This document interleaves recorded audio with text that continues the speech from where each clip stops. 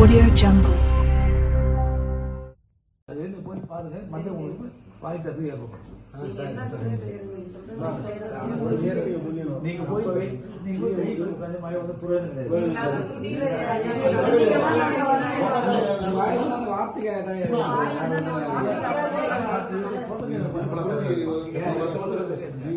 உங்களுக்கு எது பண்ணணும் கிடையாது.